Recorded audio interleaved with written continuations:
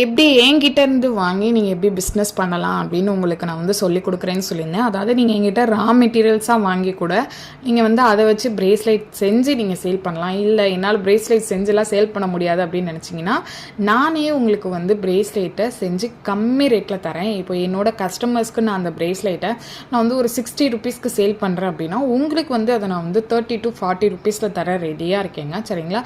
நீங்கள் என்கிட்ட 30 to 40 ருபீஸில் வாங்கி நீங்கள் 80 ருபீஸ் வரைக்கும் கூட சேல் பண்ணலாங்க. ஏன்னா இப்போ இருக்க ட்ரெண்டே என்ன தெரியுமாங்க, நல்லா 1 லட்சம் 2 லட்சம் 3 லட்சம் அப்படின்னு அதிகமாக யூடியூப்பில் ஃபாலோவர்ஸ் வச்சுருக்கோங்க. ஒரு பிரேஸ்லெட்டை வந்து ரொம்ப கம்மி ரேட்டு விற்கிற பிரேஸ்லெட்டை இப்போ என்கிட்ட அந்த பிரேஸ்லெட் வந்து 30 ருபீஸ் தான் இருக்கும். அதே பிரேஸ்லெட்டை அவங்க வந்து கிட்டத்தட்ட 120 ருபீஸ் வரைக்கும் சேல் பண்ணுவாங்க. அதே மாதிரி நீங்களுமே என்கிட்ட கம்மி ரேட்க்கு வாங்கி நீங்கள் என்ன ரேட் ஃபிக்ஸ் பண்ணுறீங்களோ அந்த ரேட்க்கு நீங்கள் மக்களுக்கு சேல் பண்ணலாங்க. நம்மளோட ஜுவல்லரி பாக்ஸ் ஃபுல்லாக ஆயிடுச்சுங்க. இன்னும் கொஞ்சம் கூட நம்மள